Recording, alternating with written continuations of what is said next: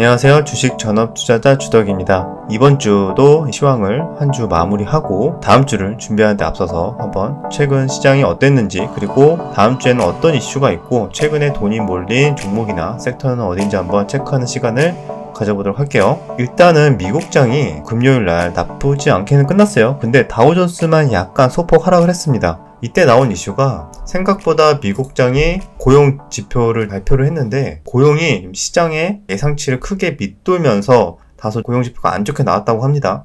그런데도 불구하고 그래도 장 중에는 한 0.5%까지 하락했다가 0.2%까지 상승 마감했고, 나스닥은 오히려 0.2% 상승을 했습니다.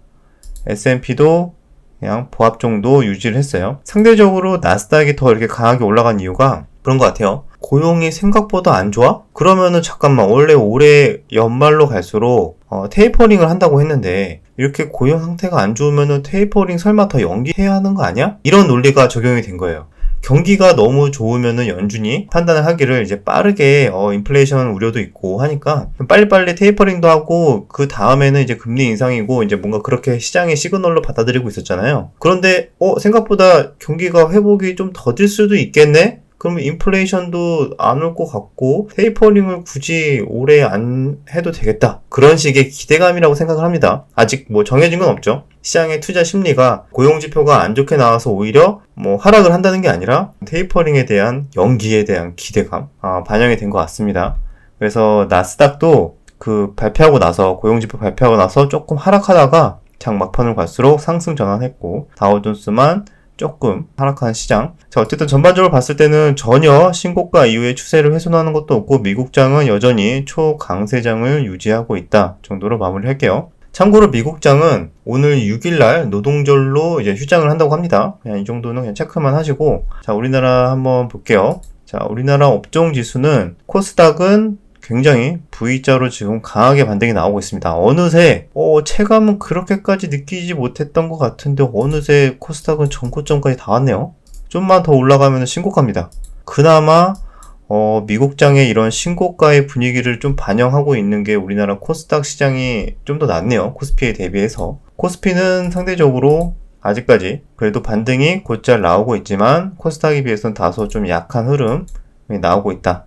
그래도 어쨌든 이렇게 미국장이 잘 버티고 있으니까 우리나라 시장 환율도 괜찮게 버티고 있고, 그래서 일단은 지수 자체를 보면서 그렇게 겁먹으면서 매매를 막 쉬어야 되나 말아야 되나 이 단계는 진작에 좀 넘어갔죠. 그래서 일단은 매매에다가 내가 좋아하는 타점, 매매를 하는 데 있어서 개인적으로 내가 좋아하는 타점이나 전략들이 있다면은 굳이 지수 때문에 그것을 이제 안 할 필요는 없을 것 같다 라는 게 일단 제 생각입니다. 이렇게 지수까지 일단은 체크를 했고, 일단 종목들 한번 볼게요. 눈에 띄었던 게 일단 이 종목이 들어왔죠. 프레스티지 바이오 파마인데 얘는 이제 로직스고, 얘보다 일단은 이쪽이 좀 센 것 같아요. 프레스티지 바이오 파마. 이쪽이 조금 더 시총이 크고 거래대금이 많다 정도가 일단은 좋은 것 같고, 둘이 변동성은 좀 엎치락뒤치락 할 것 같은데 일단은 최근 흐름은 요 파마가 좀 더 흐름이 좋습니다. 들어온 이유는 러시아 코로나 백신 관련주를 엮이면서 이제 스푸트니크죠. 거의 관련 엮이면서 이제 곧 생산을 할 것 같다. 약간 이런 식의 이야기가 나온 것 같아요. 출하 시기를 본격적으로 하게 되면은 이르면 9월에서 10월, 이제 얼마 안 남았네요. 그거에 대한 기대감으로 다른 종목에 비해서는 상대적으로 프레스티지만 좀 빠르게 좀 수급이 들어오고 있는 모습입니다. 일단 거래대금이 일단 1,000억 이상씩 연속 이틀 들어왔어요. 정고점 요 라인 다 왔죠? 요 라인 정도가 일단은 요 최근 고점은 이미 돌파했고, 요때 고점은 지금 살짝 터치한 상황. 그래서 여기서만 좀 더 좋은 흐름이 나와준다면 충분히 더 좋은 시세를 좀 기대할 수 있지 않을까. 왜냐면 여러분도 아시다시피 최근에 바이오 쪽 제약주 섹터가 이제 수급이 잘 들어오고 있잖아요. AHLB도 그렇고, HLB도 그죠? HLB도 요때 봤던 것 같은데 어느새 지금 이렇게 엄청나게 50%나 벌써 상승을 했네요. 2주 만에 이렇게 흐름을 보이고 있고, 그 다음에 HLB 생명과학도 자 같이 이렇게 올라가고 있습니다. 그리고 한국파마도 조용히 잘 갔더라고요. 이때도 고가 돌파하면서 이런 좀 바이오 섹터들이 계속 수급이 들어오고 있어요. 약간 이런 흐름과 지금 아까 이런 바이오 파마 흐름과 좀 비슷하죠? 이렇게 들어오고 있고, 그나마 좀 셀트리온은 상대적으로 그렇게 탄력적으로 움직이지는 못하는데 그래도 약간 저점을 이렇게 높이면서 올라가는 듯한 흐름 정도는 좀 예상할 수는 있을 것 같습니다. 자, 이렇게 비교적 바이오 제약 섹터가 잘 들어오고 있고, 이번 주에는 그나마 프레스티지, 좀 다음 주에도 나쁘지 않을 것 같아요. 그래서 이거 정도 체크하고, 그리고 개별주 몇 개 좀 보자면, 바이오 쪽을 먼저 볼게요. 바이오 리더스도 이번 주 좋았죠? 바이오 리더스도 이렇게 강하게 요런 고점 라인을 돌파하는 장대 양봉이 나오면서 거래대금도 1000억 정도 터지면서 이렇게 351선 반등도 2번 정도 잘 나왔습니다. 그래서 지금 자리는 다소 이제 부담이 되는 자리죠. 그래서 내가 잘할 수 있는 요런 눌림목 자리를 조금 기다리는 게 일단 좋을 것 같고, 등록만 해놓고 조금 지켜보고 있습니다. 그래서 이 종목도 쉽게 한 번에 끝날 것 같진 않은데, 재료는 개별주인 것 같아요. 경구용 백신 플랫폼 가치 재평가, 여러 가지 뭐가 있습니다. 자궁 경부암 백신도 있고, 이슈가 있고, 이런저런 이슈가 있는데, 어쨌든 돈이 들어왔고, 최근 신고가를 돌파했다. 그 정도 체크하면은, 그래도 수급적으로는 괜찮은 상황이라고 봅니다. 그리고 다른 종목도 한번 볼게요. 그리고 전기차 충전 관련해서 갔던 종목들 있죠? 원익 P&E? 원익 P&E가 좀 움직임이 그래도 변동성이 너무 커서 좀 개팍해요. 이때도 끝나고 시간외로 한 6, 7% 올랐어요. 그래서 월요일날 이렇게 갭 떠서 시작하겠죠? 그래서 여기서 또 따라갔다가는 또 이렇게 분봉으로 맞을 수도 있고, 접근하기는 어렵지만 그래도 확실하게 변동성과 수급이 들어오고 있어서 전기차 충전소 관련해서 이슈가 들어오고 있다. 그래서 얘도 그냥 내가 원하는 이런 눌림목이라든가 주면 하고 아니면 말고 약간 이런 식의 마인드로 보고 있고요. 같이 가는 종목은 S트래픽이 있습니다. S트래픽도 아파트 단지에 전부 다 이제 의무적으로 충전소를 충전하는 거를 다 이제 설치해야 된다고 하죠. 그러면은 매출이 당연히 반영이 된다고 합니다. 그래서 급속이 아니라 일반 충전 쪽으로 S트래픽은 좀 연결이 되기 때문에 더 수혜라고 합니다. 그 부분은 조금 더 공부하시면 바로 나올 것 같고, 그나마 최근에 재무제표는 좋지는 않은 상황인데, 일단은 기대감과 앞으로 여러 가지 또 이슈들이 있으니까 전기차 충전에 관련해서 이슈로는 원익 P&E와 일단 S트래픽이 최근에 강한 수급이 들어왔다. 이 종목도 어쨌든 적절한 눌림목을 준다면은 바로바로 또 탄력적으로 반등이 나오는 걸 좀 기대할 수 있을 것 같아요. 그리고 이번 주에 중요하게 좀 체크해야 될 게 있어요. 그게 저번 주에도 한번 언급을 드렸던 게 전략 중에서 일진아이 솔루스가 상장을 했죠. 수소 관련주로 상장을 했는데 여기서 이제 같은 수소 테마들이 역시 수급이 잘 들어왔습니다. 아마 여기서 매매를 잘 하신 분들은 괜찮은 성과가 있었을 것 같은데, 일단 그렇다고 해도 상장을 했어요. 그럼 이슈가 끝났을까요? 제가 거기에서 이제 고민을 한 거예요. 이번에는 이슈가 완전히 끝나지 않은 것 같다. 그 이유에 대해서 설명을 드리자면은, 일단 크게 봤을 때 다음 주에 8일날 수요일이죠. K수소위원회가 시작이 됩니다. 이제 K수소위원회라고 해갖고 우리나라 대기업들이 수소 관련해서 여러 가지 컨퍼런스랑 이런 것들을 진행을 하는 거예요. 그래서 그때 아마 당장 다음 주 초월화부터도 계속 뉴스가 나올 걸로 좀 예상이 됩니다. 그 부분을 조금 생각을 해서, 당장 이 상장된 주식 이 종목은 조금 부담이 되잖아요. 단기간에 너무 많이 올랐기 때문에 사실상 거의 따상을 간 거거든요. 그래서 이 종목보다 제가 보고 있는 거는 두산 퓨얼셀? 또 지금 일단은 눌림목이 괜찮게 돌아왔거든요. 여기서 11선 부근에서 일단 눌리고 있고, 거래량 줄어들었고, 수급을 한번 봤을 때, 자, 이때 보면은 요때가 많이 돌았어요. 그죠? 한 28월 말에 연일 기관과 외국인이 정말 쓸어 담았습니다. 그리고 최근 3거래일 딱 음봉 3개죠? 최근 3거래일만 조금 이렇게 기관 외인이 약간 팔았어요. 근데 상대적으로 파는 금액이 어때요? 이때 산 거에 비해서는 그래도 확실히 적은 돈의 그 금액을 좀 팔았습니다. 그래서 일단 수급적으로는 일단 문제는 없다. 근데 이슈가 아직 남아있다. K수소위원회가 시작이 됐는데, 자, 거기에 대해서는 이런 내용이에요. 그냥 우리나라 대기업들, 현대차 그룹, SK그룹, 포스코그룹, 효성그룹이 일단은 공동의장을 맡아서 번갈아 가면서 한다는 얘기가 있고, 그 외에도 다수의 기업들이 많이 참여 의사를 밝혔습니다. 롯데, 한화, GS, 현대중공업, 두산, 코오롱 등 수소 관련해서 이제 20여 곳의 회원을 두고 본격적으로 8일부터 시작이 되는데, 아마 수소 모빌리티 쇼와 여러 가지 컨퍼런스 같은 것들이 시작이 돼요. 그래서 그 전에 시작이 막상 됐을 때는 차익 실현이 나올 수도 있죠. 근데 그 전까지 아직 기대감이 그래도 조금 남아있는 상황이니까 그때까지 계속 뉴스가 나올 것 같아요. 그래서 수소 테마 섹터를 봐야겠죠. 그래서 종목 선정을 하는 게 역시 가장 어렵습니다. 저도 계속 고민을 하고 있는데, 그나마 최근에 괜찮게 들어왔던 종목들로 조금 추려보자면, 일단 두산 퓨얼셀과 같이 잘 가는 게 S 퓨얼셀이 있죠. 이것도 어느 정도 비슷한 흐름이 나오고 있고, 그리고 생각보다 흐름이 되게 좋게 나오는 종목이 있어요. 동아화성. 이 종목도 수소 관련으로 최근에 수급이 강하게 들어왔습니다. 그래서 거의 좀만 올라가면은 사실상 신고가. 여기만 돌파하면 신고가이긴 합니다. 네, 이 종목이 오히려 가장 빨리 신고가 영역을 가지 않을까도 좀 예상을 일단은 할 수는 있고, 그 외에도 뭐 평화산업이라는 종목도 이거는 뭐 그렇게까지 수혜를 본다기보다 시총이 가장 낮기 때문에 그냥 탄력적으로 움직이는 것 같아요. 그래서 이 종목은 조금 초보자분들이 대응하기에는 다소 좀 변동성이 커서 좀 위험할 수는 있습니다. 그래서 이 종목도 있고, 그리고 세종공업 정도? 세종공업도 11선까지 밀렸다가 다시 이렇게 올라오고 있는 모습. 그래서 일단 수소 쪽도 아직 이슈가 살아있으니까 조금 계속 보면서 대응을 좀 해야 될 것 같고, 그리고 수소 섹터 말고 또 잘 돌았던 게 이제 폴더블 있죠. 폴더블 같은 경우에는 지금 많이 올랐긴 했습니다. 그래서 지금 접근하기에는 다소 좀 부담이 되는데, 세경하이테크 뒤늦게 이때는 별로 수급이 약했어요. 이때는 오히려 파이테크닉스나 KH바텍이 좋은 흐름이 나왔는데 뒤늦게 장대 양봉이 강하게 들어와 주면서 거래량이 줄어든 음봉이 나왔습니다. 자, 이런 상황인데 이거는 일단은 351선 자리긴 하네요. 351선 자리인데 다소 조금 부담이 됩니다. 원래 이 종목이 약간 기관성의 흐름이라서 이렇게 테마성의 흐름으로 바로바로 급등주처럼 패턴이 나올지, 생각보다 하루 이틀 더 음봉을 주면서 좀 느긋하게 눌림을 줄지는 장중에 좀 보면서 좀 대응을 해야 될 것 같아요. 그래서 최근에 약간 대장 역할을 했던 게 파인테크닉스가 이때까지 거의 대장의 역할을 하다가 단기 과열에 들어가면서 살짝 조정이 좀 나왔습니다. 물론 이때는 단기 과열로 가서 뭐 10% 올랐어요. 그래서 이 종목도 지금은 좀 많이 올라서 오히려 이렇게 좀 느긋하게 이런 눌림목 자리를 주면 하고, 뭐 너무 강해서 주지 않으면은 아무래도 좀 보내줘야 될 것 같습니다. 그리고 같이 갔던 종목으로 KH바텍.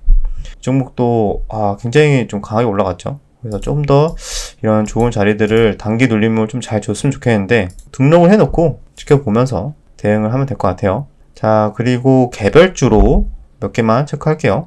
KG 모빌리언스. 이 종목이 금요일날 엄청 강하게 수급이 들어왔어요. 거의 거래 대금이 2천억이 가까이 들어왔습니다. 그래서 왜 들어왔나 한번 찾아보니까 완전 개별주였습니다. 개별주가 뭐였냐면, 아마존이 11번가를 통해서 글로벌 스토어를 오픈한다. 11번가를 통해서 한국 진출을 뭐 한다는 기사가 나왔는데, 11번가의 결제액의 50% 이상을 KG 모빌리언스가 담당한다 라는 게 기사가 나오면서 급등이 나왔습니다. 그래서 재료로만 봤을 때는 물론 아마존이라는 키워드가 들어가서 좀 자극적으로 느껴질 수 있겠지만, 그래도 생각보다 내용을 조금 보면은 재료가 그렇게 완전히 A급까지는 아니다. 그래서 기대감 정도는 있겠지만 실질적으로 이게 얼마나 연결이 돼서 매출이 찍힐지는 그렇게까지 크게 얼마나 미칠까? 약간 이런 거에 대한 생각은 조금 있는 것 같아요. 근데 일단 재료 자체가 뭐 아마존이라는 키워드가 들어가서 아마 강하게 이날 수급이 더 생각을 합니다. 그래서 재료 자체로만 봤을 때는 개인적으로 B급이라고는 생각은 하지만, 근데 거래 대금이 거의 A급에 가까운 흐름이 나왔기 때문에 단기 눌림이나 이런 자리들을 만약에 주게 된다면은 그래도 한번 공략을 좀 해야 되지 않을까 하면서 보고 있습니다. 그리고 대주전자재료가 신고가를 갔어요. 2차전지 관련주로 시세가 이렇게 나왔다가 그 후로 횡보하다가 최근에 신고가 65,000원 라인을 좀 돌파하면서 시원하게 나왔습니다. 이걸 봤을 때는 이날 신고가를 돌파하는 날에 외국인이 360억 사고 기관이 65억, 그래서 외인 기관이 신고가를 만들었네요. 그래서 이 종목도 적절한 눌림목을 좀 주면은 공략을 한번 해도 되지 않을까 보고 있고, 그리고 몇 개 더 볼게요.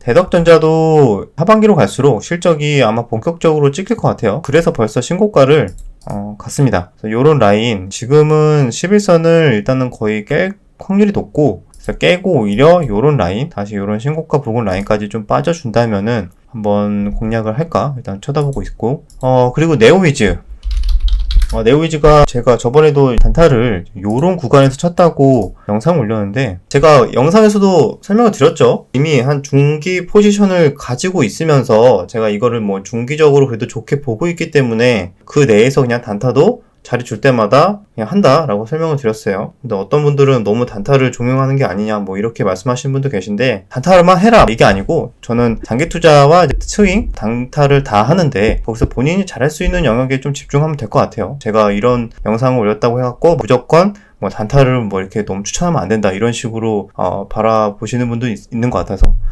개인적으로 단타를 엄청 추천하진 않습니다. 그래서 아마 전체 포트 중에서 그래도 한 절반 이상은 중장기나 이제 스윙 포트로 가져가시고 한 10% 내지 많아야 한 30% 정도 비율로만 내가 한번 단타로도 시장의 초과 수익을 한번 낼 수 있지 않을까? 약간 이런 식의 연습을 충분히 한 후에 하는 거를 추천드리고, 그것 또한 자신이 없으면 단타는 굳이 안 하셔도 되니까요. 제가 단타를 해라 하는 건 아니라는 거를 좀 말씀을 드리고 싶었어요. 제가 이 종목을 보는 이유에 대해서 지금 설명을 드리려고 하는데, 블레스 언리시드라는 게임이 출시가 되면서 슈팅이 쭉 나왔다가 크게 뭐 악재가 나온 건 없는 것 같은데 이렇게 쭉 빠졌어요. 일단은 오랜만에 한번 기업 분석 가볍게 한번 들어가 볼게요. 이 종목 자체가 실적이 최근에 조금 하락을 한 거는 사실입니다. 일단 재무제표를 보시면은 자, 2분기까지 실적이 올해 영업이익이 그렇게 좋게 못 나왔어요. 180억. 작년 대비해서 훨씬 절반을 좀 못 미치는 그런 실적을 냈습니다. 아마 가장 큰 요인이 좀 웹보드 게임의 좀 매출이 하락을 했습니다. 어떻게 보면 주요 캐시카우였는데 그쪽이 조금 부진하고 PC는 어느 정도 유지를 하는 상태 정도로 생각하시면 될 것 같아요. 그런데 이 종목을 왜 좋게 보고 있느냐?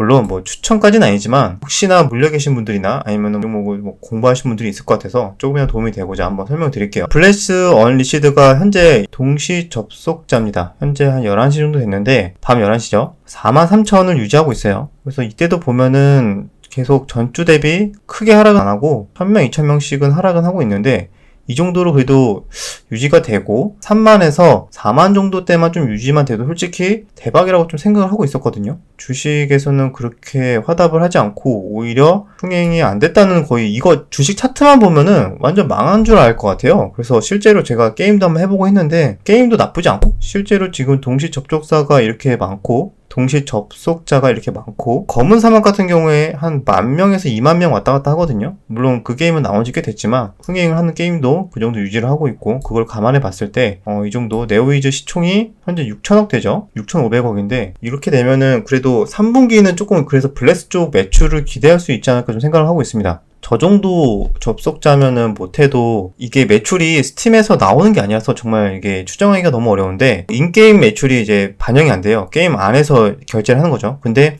제가 과금 구조를 보니까 게임 안에서 과금을 하는 그게 생각보다 많더라고요. 그래서 많은 분들이 아마 그쪽으로 결제를 할 것 같은데 스팀에서 패키지 결제보다 그쪽을 좀 많을 것 같습니다. 그래서 생각보다 이건 막상 까고 봐야, 나중에 나와봐야 알 수 있을 것 같습니다. 근데 저는 개인적으로 게임을 봤을 때 나름대로 흥행을 하고 있고 과금 유도도 그렇게 완전히 없는 편도 아니고, 그래서 이게 어느 정도 안전화가 되는 모습이 보였으면은 3분기 때는 적어도 실적이 그래도 턴어라운드 되는 모습이 보일 것 같아서 중장기 포지션 같은 경우에는 3분기 실적까지는 그래도 좀 까봐야 되지 않을까, 약간 그렇게 생각을 하고 있어요. 그래서 혹시나 아까 요런 라인에서 물리신 분들이 꽤 있을 것 같은데 일단은 뭐 제 관점은 그렇다는 거 한번 참고하시면 좋을 것 같습니다. 그리고 재무제표도 봤을 때 일단은 자본이 4천억이나 있습니다. 자본이 생각보다 많다. 부채는 600억인데 자본 4천억. 아마 이게 웹보드 게임으로 좋은 현금 흐름을 계속 유지했는데 그 돈을 어떻게 보면 차곡차곡 뭐 잘 쌓아놓은 느낌이 있습니다. 순 자본이 3,500억인데 시가총액은 6,500억. 근데 게임이 실적이 계속 잘 찍히고 블레스가 잘 찍히고, 그리고 이번 달에 출시하는 룽투 게임즈에서 출시하는 게임이 또 있죠.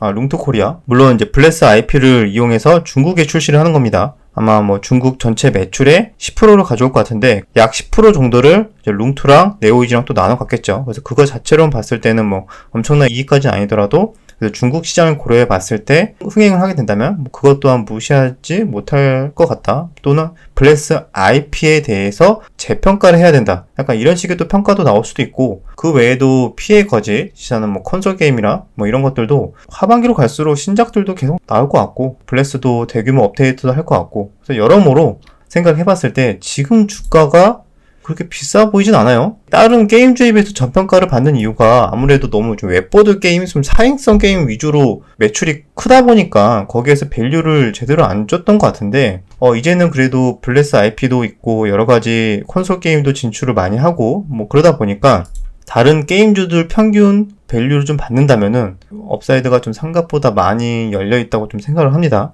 여러 가지 이슈가 있다고 생각하고 가장 역시 중요한 거는 3분기 때는 이제 블레스의 매출인 것 같습니다. 그리고 기타 이슈로는 최근에 메타버스 ETF에 편입이 됐다고 합니다. 구체적으로 네오이즈가 메타버스 게임이 나온다 이런 얘기까지는 없었는데 그래도 메타버스 ETF에 종목이 편입이 됐을 때 패시브든 액티브든 어느 쪽에 편입이 되더라도 기관에 자금을 조금 유입을 기대할 수 있지 않을까. 그것도 하나의 플러스 알파의 이슈인 것 같고, 그리고 최근에 나온 걸로는 강원랜드와 블록체인 카지노 게임을 개발한다고 나온 것도 있습니다. 그리고 닌텐도 게임 등등 그런 것도 준비하고 있고. 그래서 전체적으로 봤을 때 지금 아무리 웹보드 게임이 매출이 안 나와서 실적이 낮아졌다고 해도 그래도 블레스나 기타 다른 신작을 통해서 충분히 그걸 커버하고도 더 좋게 나올 수 있는 가능성이 있는 회사라고 생각을 해서 이렇게 올라간 거 지금 다 빠진 상태이기 때문에 요런 라인이나 아니면 요런 라인 28,000원,